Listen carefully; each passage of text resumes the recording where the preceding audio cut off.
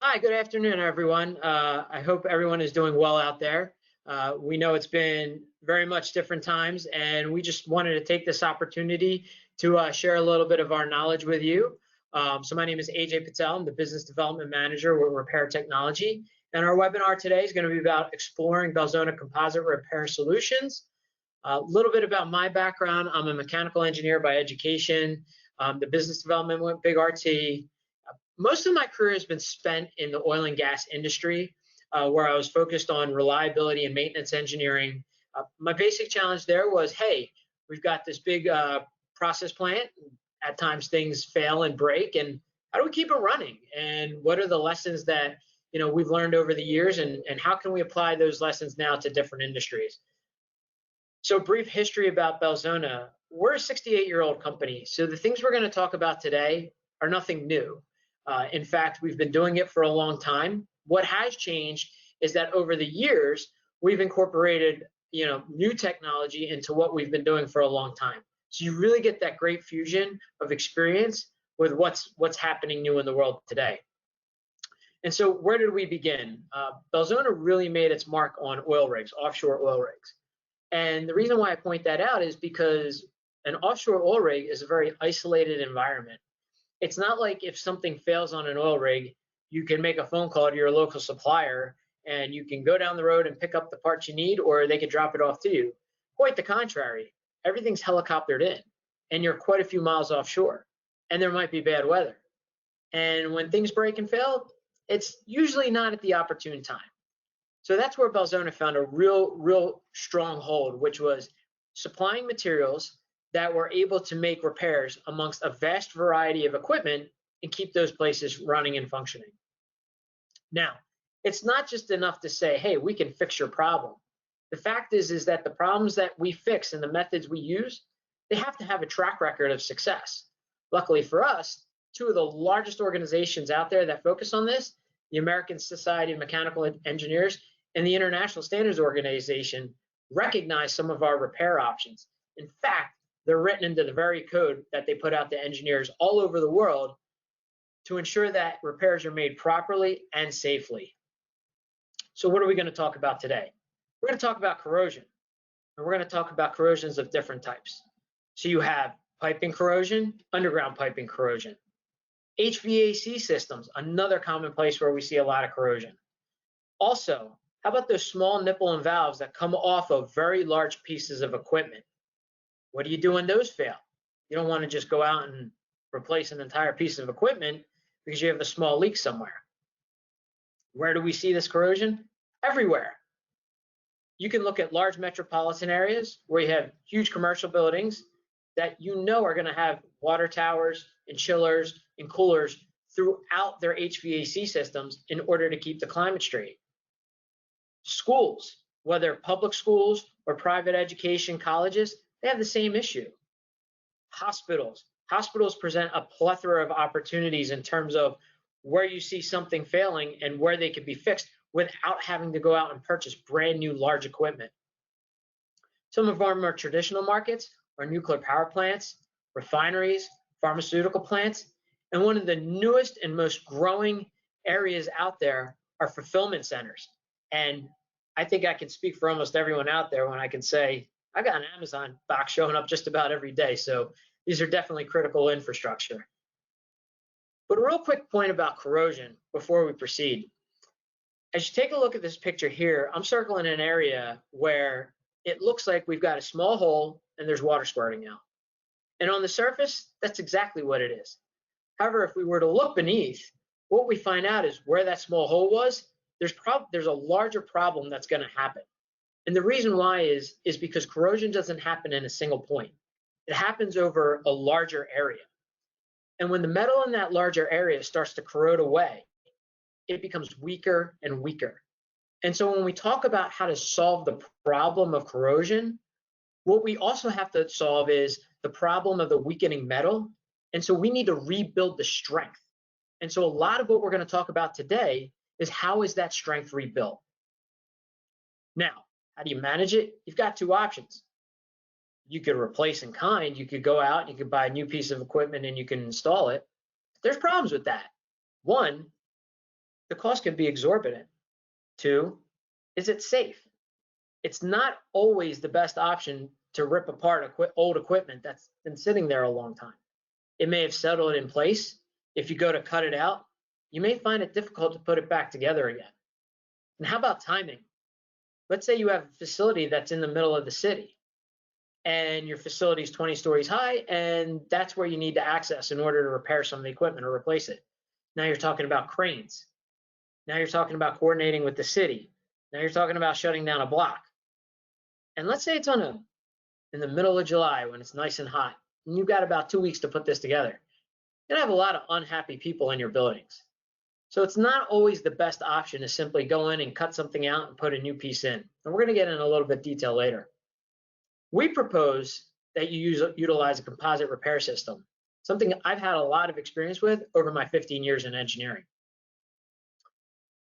So the composite wrap system that we would recommend is Belzona SuperWrap II.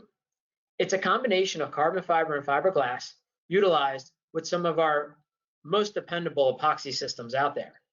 And when you utilize Belzona SuperWrap, we also do the inherent engineering calculations necessary to ensure that when it's applied safely and that it's actually going to work. So now I'm going to play for you a short video. It shows you a little bit about what we do with Belzona SuperWrap. It's a quick intro, and then I'm going to kick it over to our technical manager, Mark Borsky. And he's going to really focus in on the examples of where we saw a problem and how we went about fixing it. Now, when I start this video, there's going to be a little bit of a pause in transition, and there's going to be a little bit of pause on transition out. No worries, we're still here, we're still all connected. Talk to you soon.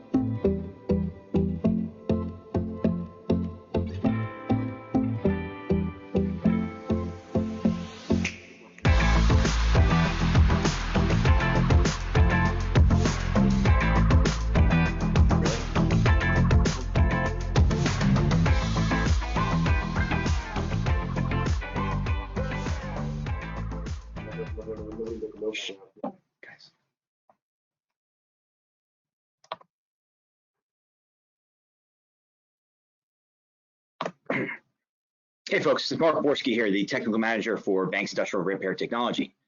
Some of you, we started this is our first webinar, and it looks like we started a little bit early, and you did miss out on some of the technical information that was given by our moderator, Aria, which is a couple things. First off, if you're on your mobile device, you have a choice between seeing the presentation and choosing to see the presenter. So if you're seeing me and you're not seeing a presentation on your mobile device, you need to swipe over, and that'll switch screens. You'll be able to see the presentation.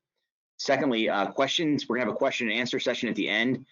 You can use the question area to be able to ask questions. You can type them in throughout the presentation, and we'll address them all at the end. So first off, I'd like to thank you all for coming out. I really appreciate it. It's been evident to me over the past month or so that I really do miss getting out there and seeing you guys and doing these lunch and learns live, and I can't wait till that happens again. So I'm wearing a hard hat today because I need to wear a hat because I haven't had a haircut in 8 weeks. So there's the explanation for the hat. So moving forward, my presentation is going to be primarily applications that we've done here in the Philadelphia area.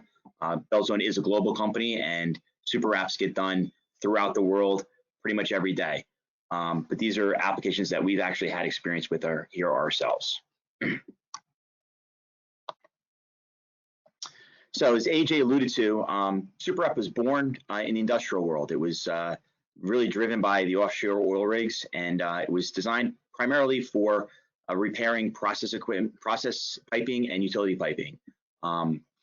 Since then, it's stretched into other industries and into facilities. So, anywhere you have piping, anywhere you have corrosion, SuperWrap is a good solution. So here's an example of some process piping. This is utility water at an industrial site. This line here, if you see it has pipe hangers. If you see these here, those are pipe hangers. The previous coating that was on here was a thick mill heavy coating, and at the pipe hanger location, it had failed, and rainwater and moisture was able to get back behind that coating, and it corroded the pipe away here. When the coating was removed, we found there was a much larger issue. As you can see, it's all the way around the pipe. So not only did the leak have to be stopped and repaired, but we had to reinforce this whole section of pipe here. As you can see, is actually where the pipe hanger is. So that was critical. Throughout the presentation, you're going to see some examples of our repairs, and you're going to notice in some of the pictures we have this red tape on top. This is during the repair time. This is what's called a release film. It's used to consolidate the repair. It squeezes out the excess air and the excess resin. So that's removed afterwards, and this is what the finished product looks like. This is an example of a heat exchanger that had a blistering corrosion here on the bottom. Once again, this was something that couldn't be taken offline. So this repair had to be made while it was in service. And once again, we weren't just looking at repairing a leak or corrosion. This was preemptive prior to leaking, but it was meant to be structural and to return integrity to the line. It's an example of a pipeline. This is a pipeline that carries flare gases throughout the refinery. That's the waste product in the refinery, and it carries gas, but that gas condenses out, and when it condenses out, it has acids that come out of the gas, and it would rot the bottom of the pipe. This is an interesting application because if you notice up here, it's very hard to see, but that's a pipe support. So those of you that are familiar with pipe and piping systems know that a pipe support should be on the bottom of the pipe. In this case, the reason that the pipe support is on the top of the pipe is because the exact same thing happened years prior, and the solution at that time was simply to cut the pipe and rotate it 180 degrees. So now, fast forward, you got the top rotted out and the bottom rotted out. So at this point, their best solution was to wrap this line in service so they could get to their next shutdown. Cooling towers. Cooling towers are not just industrial. Cooling towers are located everywhere. If you were to look at Google Maps and look at the tops of roofs of buildings, you'll see cooling towers everywhere. Pretty much anywhere that you have process facilities or air conditioning, you're going to have cooling towers. Schools, hospitals, office buildings, and chemical plants. So we do quite a few repairs to the insides of these towers, repairing the basins and sealing them up, but that's not what we're going to talk about today. We're going to focus on SuperWrap. One of the areas around cooling towers that we see real common problems are the piping systems that service those towers. So anybody that's ever been around a cooling tower knows that they give off a mist. There's a spray all the time. And so these pipes are constantly subjected to a wet environment, almost a marine environment. On top of that, there are some chemicals sometimes in the water, either from the process at the plant or the chemical treatment of the water, and then also pollutants in the air that get drawn out with this moisture that sit on top of these pipes. Everybody's familiar with acid rain and the type. So these are always neglected. The paint fails and then the corrosion starts. And these are critical to anybody that has, either a process or air conditioning. This line was particularly critical because this piping was for a cooling tower at one of the major universities here in New Jersey. And in fact, this cooling tower was so critical because it provided the air conditioning for the dean's office. So it was a high priority for them. Here's the same piping. As you can see, we've reinforced it with the SuperWrap. And since this was external corrosion, this is actually going to act as a corrosion barrier as well, sealing out any moisture. so this will never corrode again. This can be left as a standalone, but in this case, we painted it for aesthetic reasons and for UV protection, and also to prevent corrosion on any areas of the pipe that we hadn't needed to wrap. This is called a riser. So for those of you that aren't familiar with cooling towers, they bring the water to the heat exchangers, and then the water then comes back to the heat exchangers and goes into the tower. The water that returns the heat from the heat exchangers is warmer, and it comes through these risers that carry the water to the top of the tower. So you've got a column of water here, warm water, and then in this case, you have corrosion sitting right on top of this flange here. Now, as you can see, you'd have to replace this entire line in order to fix this, and that's not really feasible. So in this case, as Ajay alluded to, the corrosion isn't just this hole. The corrosion is this whole area here. So in this case, we wrapped not just the leak, but all the way up this lower area. Now, we talked a little about cooling towers, but connected to every cooling tower are heat exchangers. Now, in the HVAC world, we call them chillers, but they're basically the same thing. So what we do in the industrial world with heat exchangers, we can also do in the HVAC world with chillers. So chillers in the HVAC world usually are comprised of a condenser and an evaporator. The condenser is the unit that's connected to the cooling tower, and it has a myriad of issues, usually internal, dealing with that water. The evaporator, which makes the cold air, or the chilled water that makes the cold air, is cooler than the surrounding environment. It's usually insulated with a closed cell foam, and because it gets cold, and it's generally in a mechanical room or a penthouse or somewhere that's warm and sometimes humid, it sweats underneath this insulation. And it may look fine from the outside because all you see is this black insulation. But in this case, they sprung a leak on the bottom, and when they stripped off this insulation, they found major problems. In this case, they chose just to wrap the lower area. I know it's hard to see because it's black, but this is the super wrap. It's a very, very difficult application in that there's only about an inch here. So guys had to basically lay on their backs and reach back and forth with a couple of guys putting that on. But as you can see, super wrap doesn't have to go all the way around. This is another example of an HVAC heat exchanger chiller. This is an elbow that connects that same evaporator to the compressor. This also sees cooler temperatures. It's also insulated with that same closed foam insulation. Once again, when the foam is on there, everything seems fine. But then you realize you have a leak, and when you go to investigate, you find the same problem. In this case, removing this is a big task. It has to be unbolted from all these corroded bolts, has to be lifted out of here with some sort of a gantry, some sort of rigging, and then it has to be replaced. And while that's being replaced, you've opened up your evaporator and you've opened up your compressor. And every time you open something up, you risk getting something in there, some foreign matter, some debris, moisture, and then you might have bigger problems. So doing this in place is a much better idea. Something like this, or repair like this, takes 1 to 2 days. Tanks and vessels. So there's tanks everywhere. Every time you have to store something, you need a tank. We deal a lot in industry with large bulk storage tanks that may have oil, gasoline, or other materials in them, hot asphalt, or chemicals. A lot of your terminals have a lot of different chemicals in their tanks. Now, outside the industrial world, you also have tanks, domestic hot water tanks, storage tanks, chemical storage tanks.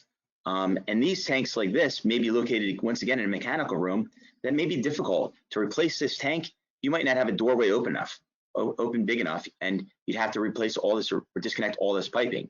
So when you have a leak in a tank, it's very easy just to go and do a super wrap repair to it. This is kind of a larger example. This is actually a large tank. It's actually a tower at an industrial facility. They're about 60 feet in the air here on scaffolding, and this was insulated. Once again, corrosion under insulation is a big issue with a lot of these things because the corrosion is acting on scene until you find out you have a problem. And when you have a problem, like Ajay said, it's not usually one spot. It's usually all over the place. This was particularly bad because the water sat right on this lower ring here. So to make these repairs, we went around and patched all the holes, and then we put our super wrap on. Once again, you see the red consolidation tape, and then here is your finished product. This repair only took us about a day. and the material cures very quickly. So the following day, they were able to bring this back online. This is an example of a stainless steel tank. When we think of corrosion and rust, we generally think of carbon steel, but stainless steel and other alloys also have their Achilles heels. In this case, it was chemical attack. The material within this tank created a dilute acid that ate through the stainless steel. As you can see here, there's holes all the way around the same area. That's because there is a bed here of carbon that sits right here. So there's inside this tank, there's a little structure, and that acid would sit right there. So this is all the way around these tanks. Interesting thing, when this preparation was done, you could actually look through this hole and you could wave to somebody on the other side of the tank. It was like Swiss cheese. So this tank had to be wrapped. There's two of them next to each other, and then re-insulated.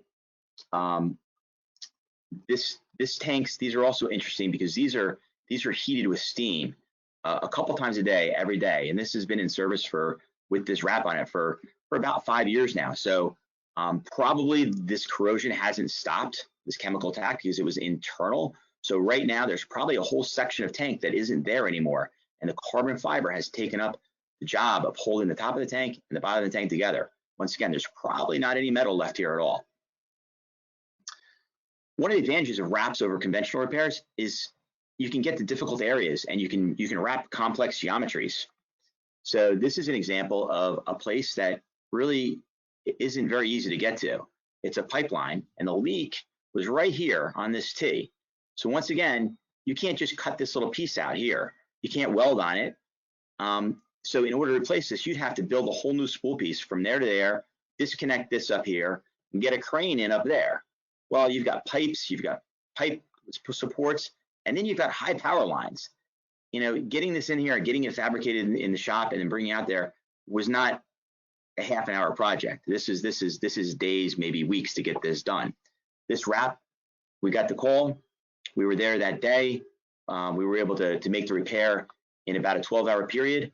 We had to wait about another 8 to 12 hours for this to cure, and they were able to put it back in service. Talk about difficult access areas.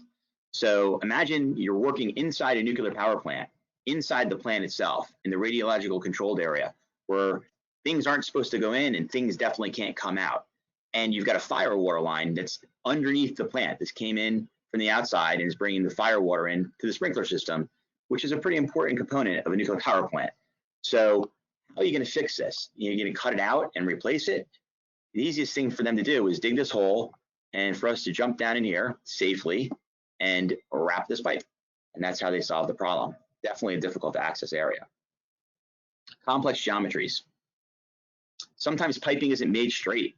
It doesn't have normal 90-degree bends. It has to get up and around and through different areas. Piping like this is not welded like this in place. This spool piece and the same one over here, these have to be manufactured in a shop, the specifications, then they have to be brought out, and then they're craned in place and they're welded at the ends. You can't just cut this section out here. If you cut this section out here, this pipe would spring apart and you would never be able to realign it. You'd have to have all kinds of rigging equipment and come-alongs and try and get a custom piece to fit in there. The best way to replace this would be to replace the whole thing, which may be a choice that the owner has. But in the meantime, this is a great solution for complex geometries. I'm going to show you some unique applications. So as we talked about at the beginning, SuperWrap was born out of the oil industry. It was born out of offshore oil rigs' need for a solution that didn't involve welding, that they could do in place, and that they didn't have to helicopter parts out to replace something. So, but just like everything else, regular industry benefits from what the big guys do. So this is a historical church in Philadelphia, and this is not the basement. This is the sub basement. So to get down into this basement, you've got to go through narrow stairways that are in a brick building down into the sub basement of this church. This is a condensate tank. So this just takes the condensate from their boiler system and just stores it in here. So this tank, you could get it out of there, but you'd have to chop it into little pieces and carry it out. And then how are you going to get a new tank in? You're not going to get it down those stairs. You're going to bust a hole in the old church wall. There really isn't much of an option to fix it. So in this case, this is kind of unique because there was no access to this tank. So what we were able to do is actually cut an access hole in the tank. And then we went inside, and this was full of sludge and corrosion, and we were able to clean it up. It wasn't just 1 or 2 holes. The whole bottom was pretty much rotted out. I think that the sludge was actually holding the thing together. So what we did is we went inside internally, installed the carbon fiber to the tank, and basically built them a brand new carbon fiber tank in place. And then to top it off, we put the door back on. We used the carbon fiber for that too. This is ductwork. So up to this point, pretty much everything we've talked about has had fluid in it. But we have an instance here. This was at a wastewater facility, and this is the floor area. So if you were to walk into this building, you come into the floor area here, and then if you go down the stairs, you go down here to the lower bowels of the wastewater plant, and this is the ductwork as it passes through the floor. So the ductwork in this building was subject to sewer gases and a really harsh environment, and had rotted out over the years. So they had a project to come in and replace it with stainless steel, which was a great option. The only issue is they needed some way to transition from the new stainless steel that's over here that you can't see up through the floor and into the existing ductwork on the upper level. And they couldn't replace this piece for whatever reason. So they came to us and asked us if we would carbon fiber this transition piece. So what we have here, once again, is a brand new carbon fiber duct that now connects to the stainless steel over here, comes up to the floor, and connects to the existing duct. So I thought that was a unique solution. Now, I talked on one of the earlier slides that we don't have to wrap all the way around things. SuperWrap does not get all of its strength from wrapping around things. It has tremendous adhesion, about 3,000 pounds per square inch, which is a lot. So in this case, sometimes we have localized areas. I know Ajay and I both talked about when you have corrosion, it's a bigger issue. Well, sometimes it's not corrosion, and sometimes it's not a bigger issue. Sometimes it's a localized thing. In this case, this was just a bad weld in a storage tank. So this tank had been put back in service after some work was done to it, and they filled it up with heating oil, and it had a little leak out of this weld. So what they did is they dropped that level down a little lower. We sent a guy up in a high reach, and we just patched that one little spot. Very easy, very simple repair. Once again, this is a condensate pot, same kind of thing. It had a localized issue. It didn't have a widespread issue. So there was no reason to take the time or expense to go all the way around the tank. We just simply put a patch on it. This is a roof of a tank that has water in it and has clean water in it. And this is a roof, and they didn't want rainwater in it. So this was basically unrepairable other than through welding. Welding would have just burned holes in all this. And this is just the hatch area, but these holes are representative of a lot of areas around this tank. This is actually a little lip on there, and water would sit here and corrode. So not only did we make a repair to this area, we also scooted around in a high reach and just touched up all the little holes throughout the tank. And it was a really simple, easy repair. Does it have to be round? Everything we've looked through now has basically been around except for the ductwork. This is a hopper at a wastewater plant. And this was a small piece of equipment, but it was a small little wastewater plant and really didn't have it in their budget to replace this at the time. Plus, they needed it to keep working. So they had us come in and just do this little repair. Very inexpensive, long-term repair. And this will last them as long as they need. If they do want to replace it down the line, they can. But basically, the carbon fiber will take over the job of the steel. And it just using the steel basically as a guide, a form to make that there. So this is an example of when something needs to be fixed, it needs to be fixed. This is Hurricane Irene. This is the storm on its way in, and this is a wastewater plant in North Jersey.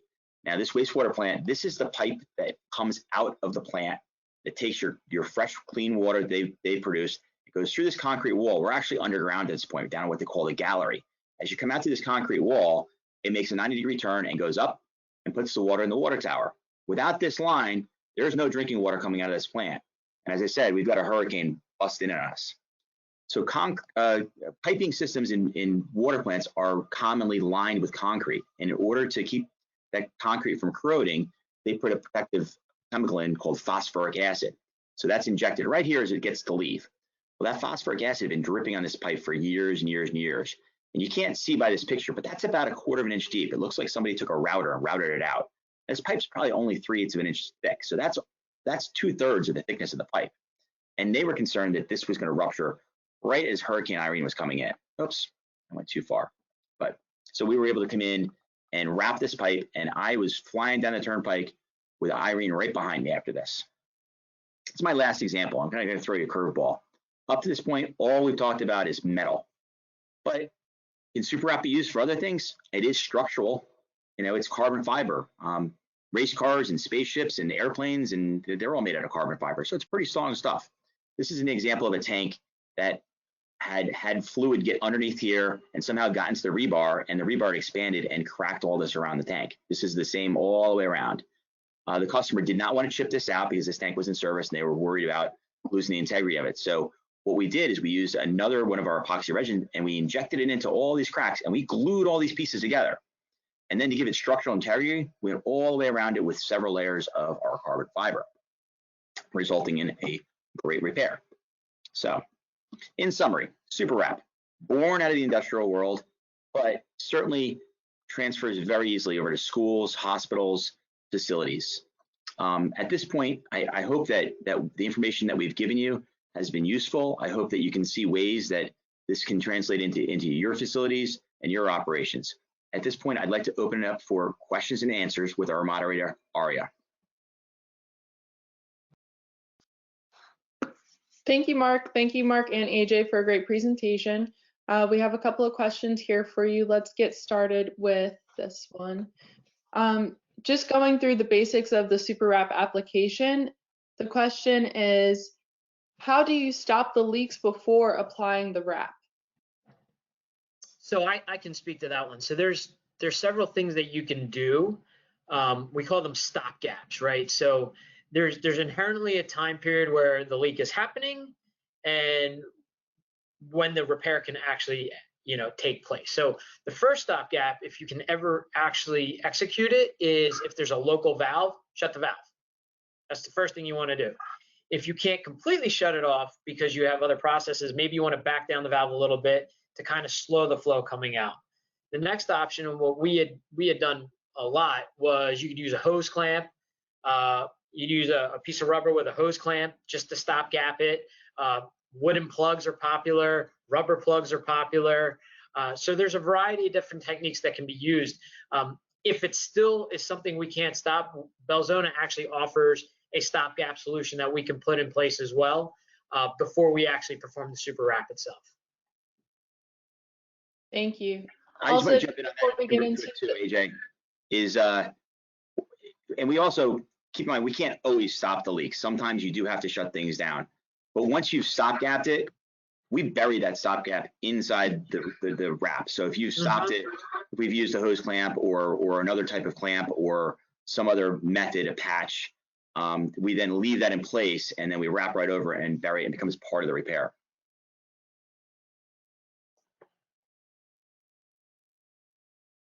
Thank you. Before we dive into the next question, we got some notices that the video did not play earlier. Just so you know, we will send out a link to that video for all attendees to view it after this webinar. Moving on to the next question. For SuperWrap, is this procedure approved and accepted in oil and gas? Yes, so generally speaking, ASME provides code to the oil and gas industry under PCC2. And it discusses specifically the repair of piping and vessels. Well, I shouldn't say piping and vessels. It speaks specifically to piping. However, depending on interpretations, you can use it on vessels as well. And ultimately, what it provides for is that as long as you're able to do calculations that show that given the process, the service, and the temperature of the service, that you're able to rebuild the strength of the metal, you're able to utilize SuperWrap to address thinning areas and also areas that have hold through. All right, our next question. Can you apply 5871 over SuperWrap to re-insulate? Yes, you can apply any of our epoxy coatings over the top of SuperWrap. So SuperWrap's resin system is an epoxy system. So during the overcoat window for SuperWrap, it'll react with any of our other epoxies, including 5871. If you exceed the overcoat window, just like any other epoxy, we would just have to abrade the surface just by lightly sanding it.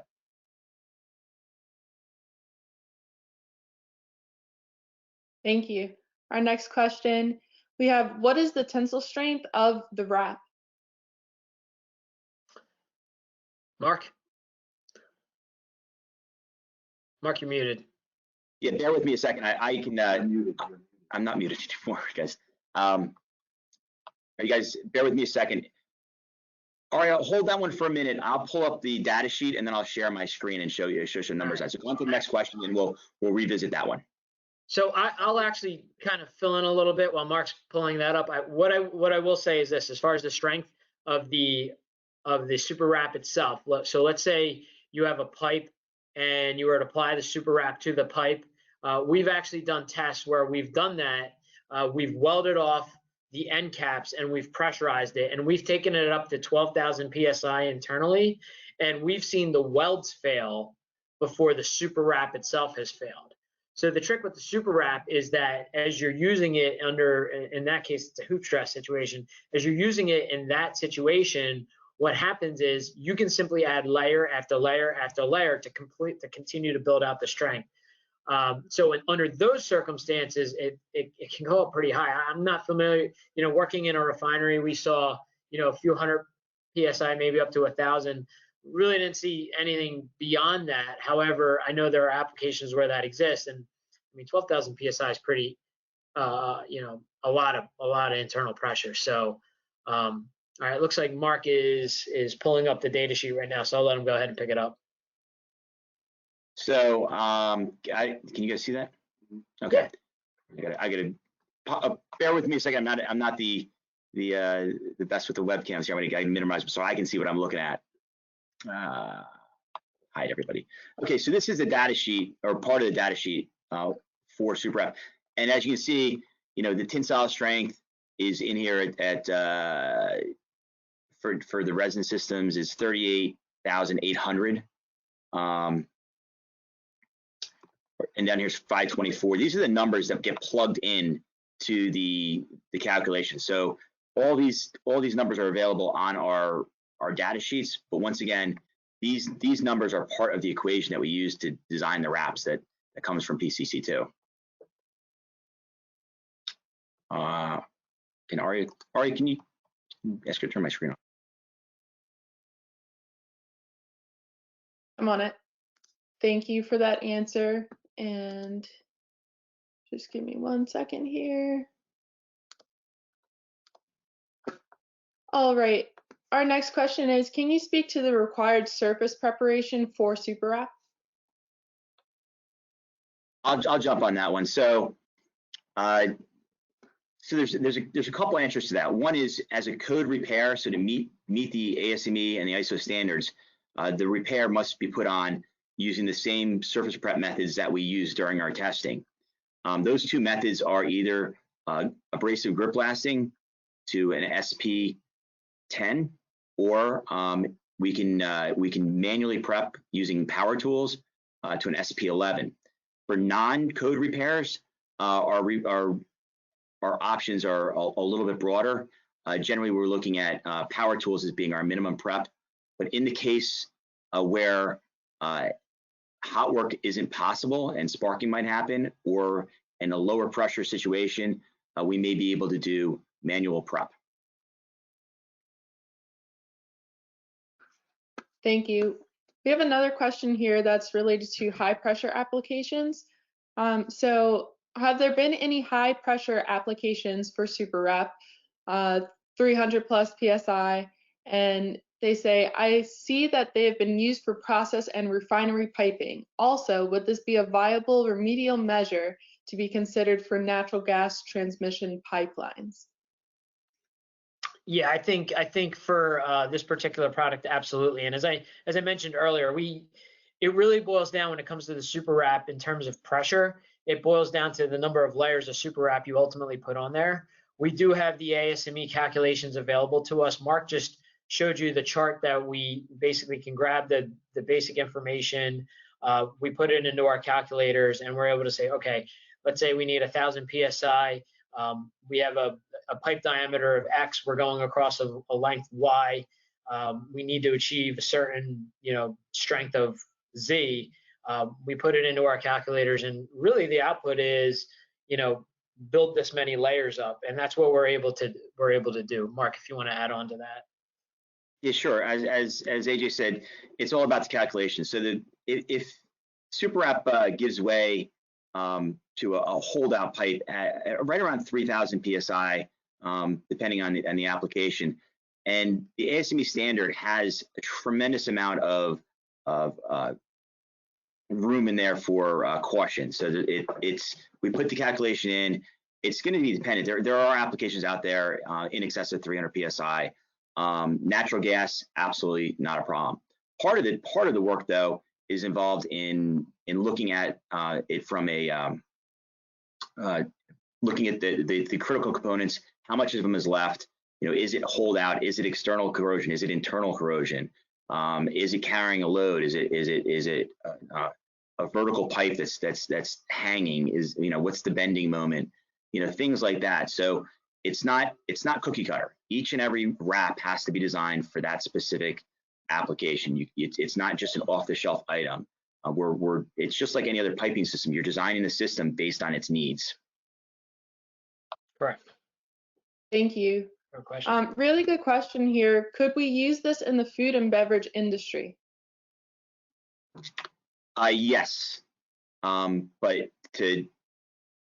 probably would primarily be in your wastewater side. I do not believe that you guys would be able to use it on the process side of food and beverage. We haven't sought FDA approval or USDA approval for this product, but generally FRP type materials aren't used in food processing. Usually everything's stainless steel, but that would be a decision your plant would have to make from a standpoint of suitability for process. It would certainly do the job. It's just a matter of if it would be something that's appropriate for your plant to have in the food. But definitely on the way, we've used it extensively on the wastewater side of food and beverage plants.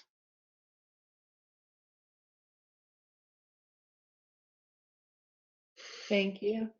And then for corroded pipelines, what's the minimum surface preparation for this application? I'm going to jump back on that because that kind of goes with the question we just asked. So for corroded pipelines, the minimum surface prep for it to be considered an ASME engineered repair as a permanent solution would be an SP11, which is power tool prep. So that's grinders and that type of those type of apparatus. But for non-code repairs, it would depend on what you were trying to get done. If you're doing a temporary repair, it's possible. But one thing that we get around with that is if you have a corroded pipeline and you're worried about the integrity of that line, we don't have to do surface prep in the area that's poorly corroded. So imagine you have a piece of piping and you have an area that's really badly corroded and it's in process. We can ignore that whole area and we can go work our way upstream until we find a good piece of metal by doing ultrasonic testing, thickness testing. Maybe we land on a fitting where the metal is thicker, and then we go the other direction down the line, and we just prep two areas, and then we use those to tie it in. And when we do our calculations, we do a calculation assuming that that entire line that we did in prep is bad, and we have the termination point upstream and downstream, and we tie in there. We do our good surface prep there, and then basically we're building a pipe over the old pipe with 2 points where it's tied into the new pipe. Yeah, and if I can, I'll actually jump in there and share an experience of being on the customer side. When I was in the oil and gas, we actually had a heat exchanger or a vessel that had a water boot on it, and the water boot started corroding away where there was the water transition line, and we saw a lot of acid starting to form in that area, very similar to the acid line that Mark talked about in this presentation. And so what we did was we ended up wrapping the entire boot, and then we ended up making sure that we secured it against the existing vessel. As Mark mentioned, great bond adhesion with SuperWrap. Well, a turnaround a few years later came in, and we went and looked, and there was nothing left. There was no metal left. There was no boot left. The boot became the SuperWrap. So we do assume, as Mark said, and I've personally witnessed it, that the metal goes away and you still have this super wrap holding it in place. It's really a great technology in so many of those applications, and it's something that we see very common. Thank you. I have another question here, and that's, do we have a compliant underwater wrap that's SW11 recognized? No, we don't have an underwater wrap right now. Super wrap has been used in wet and underwater applications, but it doesn't meet any codes at this point.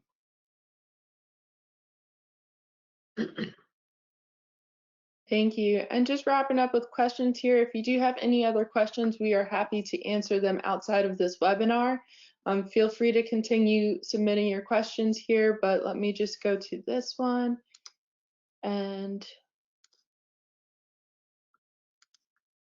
can you just briefly touch on the entire temperature range that super wrap can sustain? I know that there are a couple of different temperatures. So currently we have, the temperature is dependent. The ASME code tells us what temperature we can go to, and that temperature is our glass transition state, if any of you are familiar with that. But that's basically the temperature at which an epoxy starts to soften a little bit, and at that point it would start to lose some adhesion. So the code builds in a safety margin of 70 degrees Celsius. So it's that temperature minus 70 degrees Celsius. So that gives us our temperature ranges. We currently have 3 resin systems. We have a low temperature resin system, a medium temperature, and a higher temperature. Our high temperature resin system for code repairs is currently rated to up to 300 degrees Fahrenheit. For non-code repairs, we can get past that a little bit, but that's our basic temperature. On the negative side, we can get down to about -40. So that's our temperature range. How would this process work for repairing the exterior skin of a double wall mild steel silo that has corrosion at some of the seams? Internally, I don't know. You're muted, Mark. Sorry, Ajay, I don't know if they're talking about the internal portion of the tank, the external portion, or the outer shell. I guess if you're on the outer shell, the weld's on the outer shell. Your double wall tank, you could be on the inside. So could you apply it on the inside? And then if you're double walled, you'd have to do the application on the inside, or you'd have to do it on the outside. I have here, it says outer shell. The outer shell, okay.